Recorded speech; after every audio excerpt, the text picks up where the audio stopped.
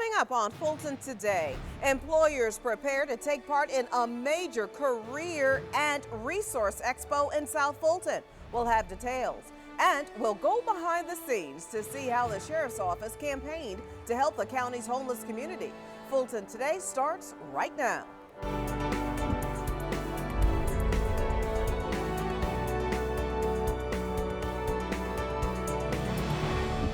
Welcome to Fulton Today, everybody. I'm Shania Chavis. We have developing county news to share with you.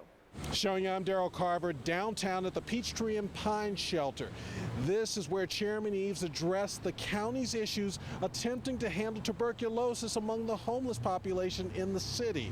He says that the county has made significant progress in dealing with the disease. Well, I wanted to find out how Anita Beatty and her team are working in collaboration with the Fulton County Health Department in terms of the TB tuberculosis issue here in the homeless shelter community in Atlanta and Fulton County. And we set forth a protocol several weeks ago, and based on what I've seen today and what I've heard, it looks like they've been very cooperative. And so there's some good news. I mean, last year there were about 44 reported cases of tuberculosis in our county, and so far this year only 13. And of the 13, between the 4 big shelters in Fulton County, only 6 of them are here. And so I'm pleased in terms of the level of cooperation that we're receiving from Anita Beatty and her team.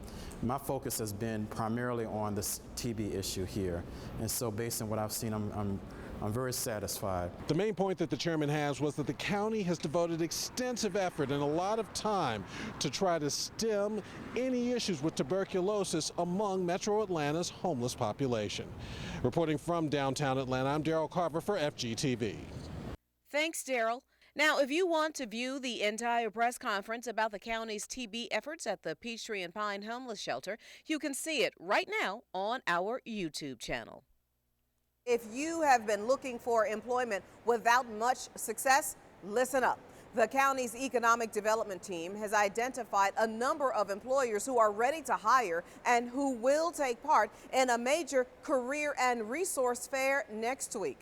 Now, Arthur Brown is a part of the county's economic development team. He focuses on South Fulton. Sir, welcome to Fulton Today.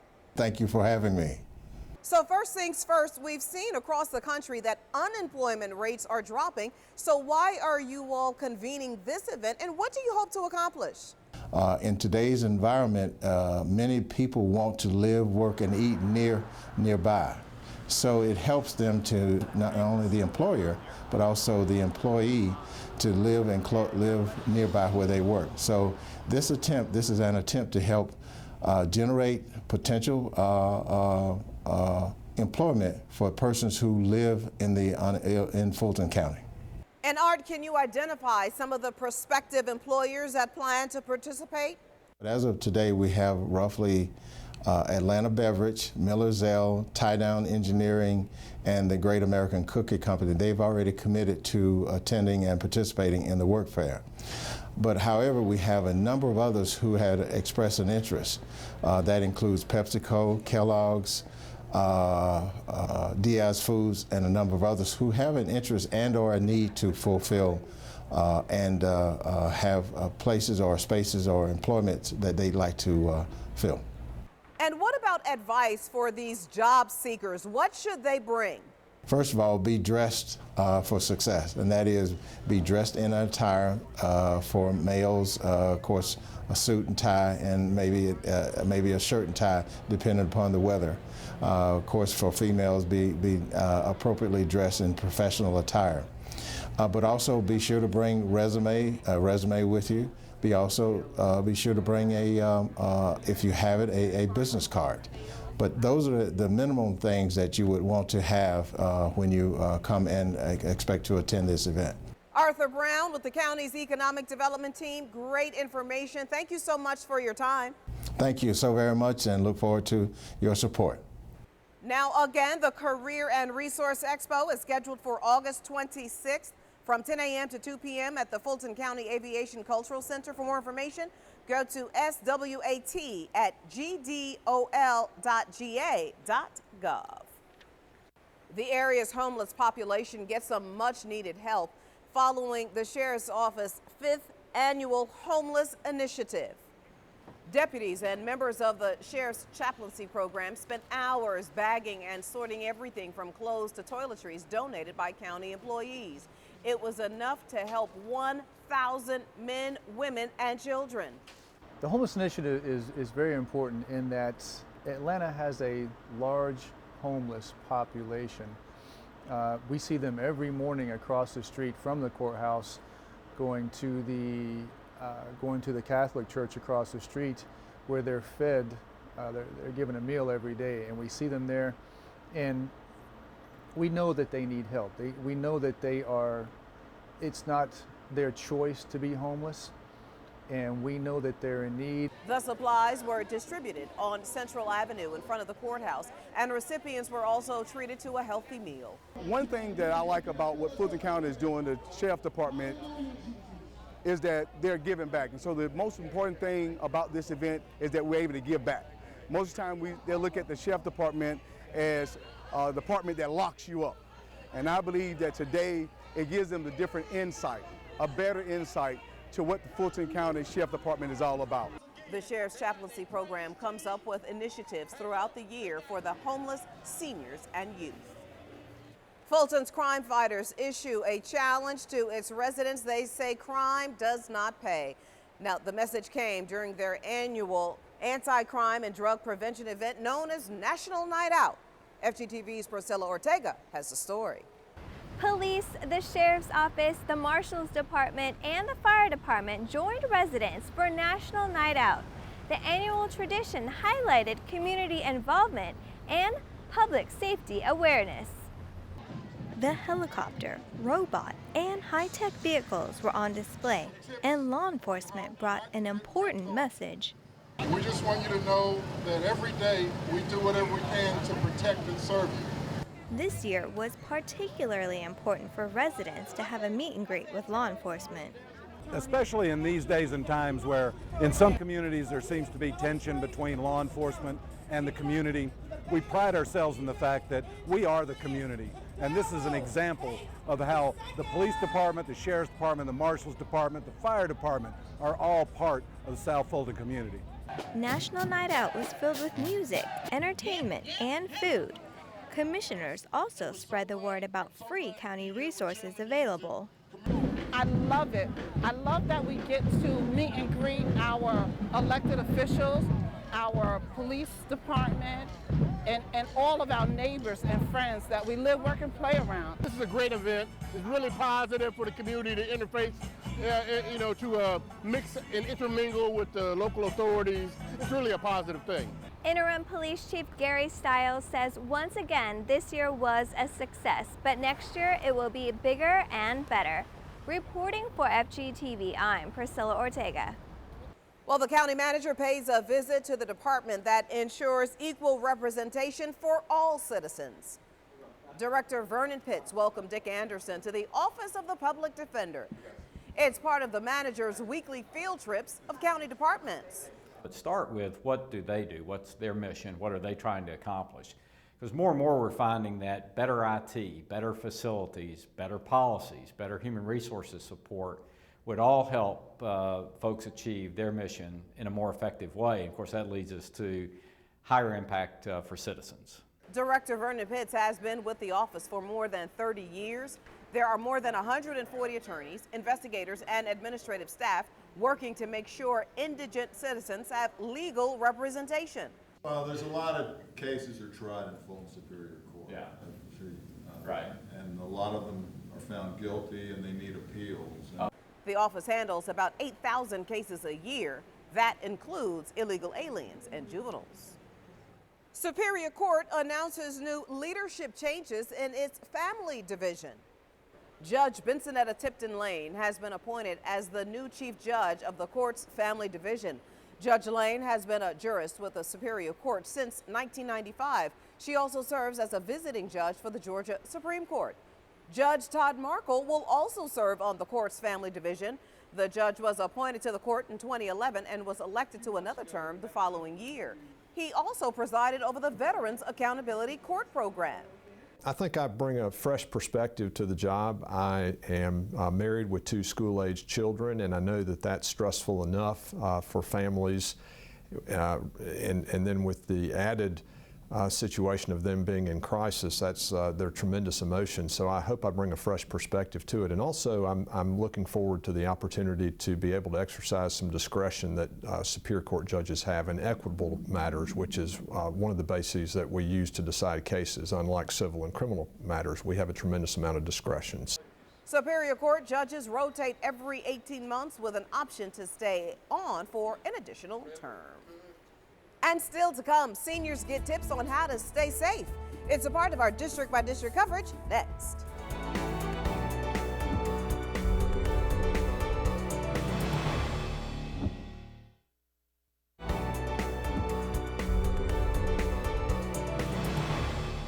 Law enforcement officers offer key advice to the county's senior population, and an evening of jazz in white turns out to be a huge success.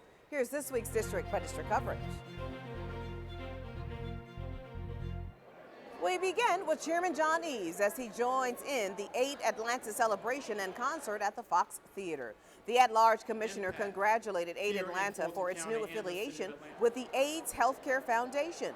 The AIDS Healthcare Foundation is the world's largest AIDS organization. Recently, we have formed a task force of external and internal stakeholders, including AED Atlanta, and we're going to do our best to try to minimize the new occurrences, educate people, and provide treatment to people who are inflicted with HIV/AIDS.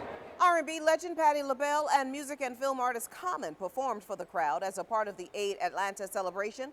Atlanta currently ranks number 3 in the nation for cities with the highest rates of new syphilis and HIV infections, and the state of Georgia ranks number 5 in the United States for new HIV infections. In District 4, the Friends of the Harriet G. Darnell facility host an evening of jazz in white. The summer fellowship allowed participants of the facility and their guests to enjoy musical entertainment as they all dressed in white. Our white jazz is something that we hope to make a signature program, one that we will do each year. It has been just a joy to work with it. The Friends of Darnell is a 501c3 nonprofit to benefit the events and programs at the Darnell facility. The venue offers a full range of classes for active seniors. District 5 seniors get some important safety information from members of various law enforcement agencies. The Tri-Cities SALT Council, made up of Fulton, DeKalb, MARTA, and East Point public safety officials, hosted a seminar at the Bowden Senior Facility. The officers wanted to offer advice on a myriad of issues specifically focused on the senior population. For this month, I concentrated on letting the seniors know about financial fraud, financial identity, and just con games in general, and to just be careful. I found that the setting and the information that were provided is great information to be shared among the outside and within the premises with the seniors. The Tri-Cities SALT Council was formed in 1995. Its membership also includes seniors and caretakers. And finally, in District 6, county staff holds its first public hearing about the future of Cascade Road at I-285. Traffic congestion along Cascade Road is expected to worsen along that corridor, and staff is examining alternatives.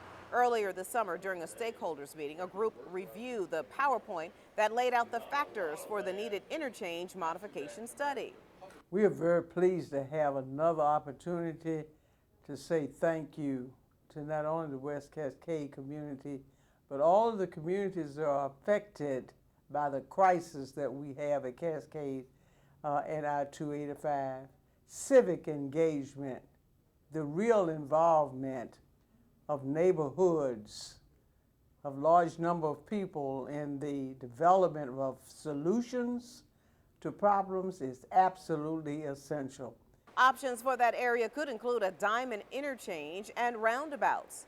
The next steps for the project will include another meeting on October 5th. You can call 404-612-0871 to get additional details. And when we come back, Fulton's workforce takes life-saving training into their own hands. We'll explain.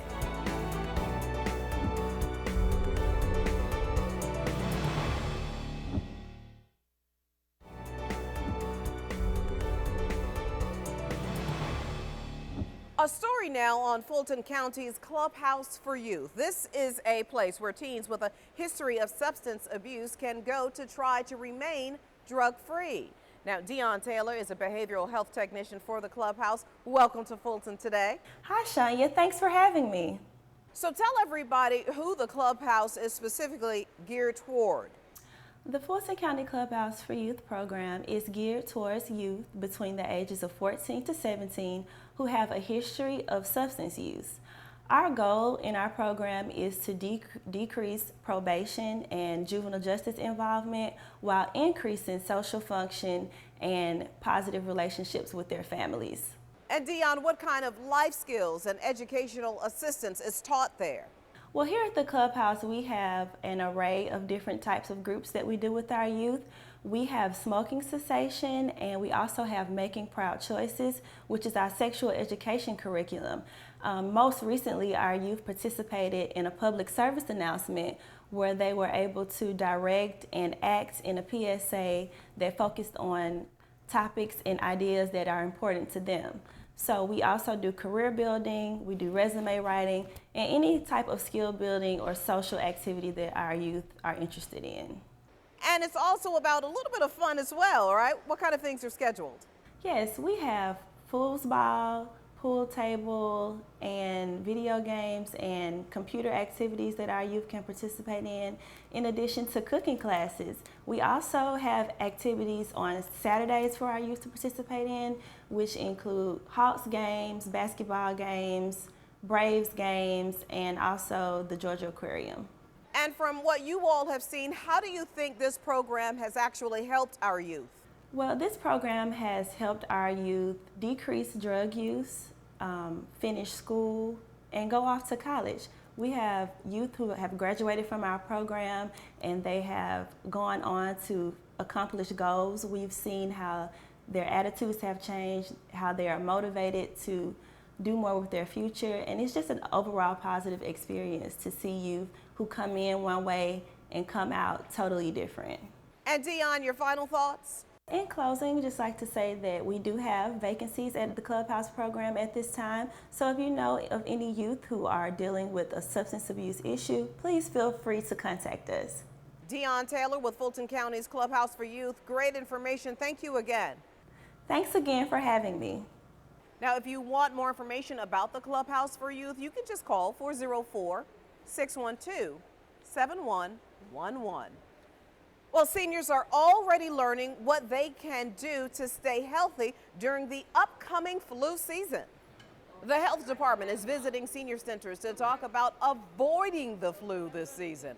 Health workers are recommending seniors get a flu vaccine as soon as it becomes available. I'm thinking more about taking the flu shot, which I've been an advocate never to take a flu shot. Now, they are also told to wash their hands frequently and to use hand sanitizer when water isn't available. Seniors with chronic diseases are at a higher risk of contracting the flu.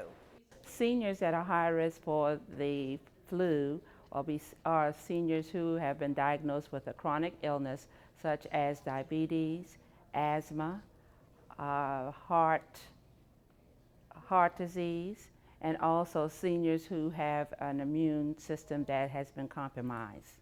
The Centers for Disease Control and Prevention recommends people get vaccinated by October. For more information on getting the vaccine, you can call the health department at 404-612-1211.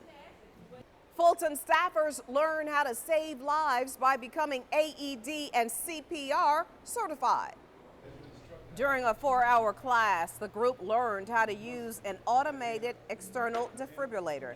Currently, the county has 145 AED devices at its public facilities. Now, this device can detect abnormalities in a patient's heart rhythm. It can also deliver an electronic shock to the chest to restore normal rhythm.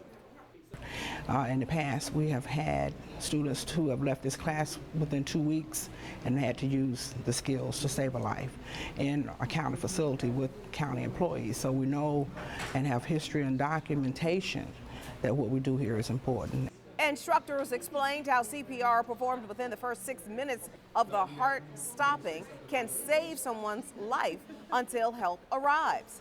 County employees who completed the skills and written test received a 2-year certification in CPR and AED. And still to come, exposing young girls to careers in aviation. Stay with us.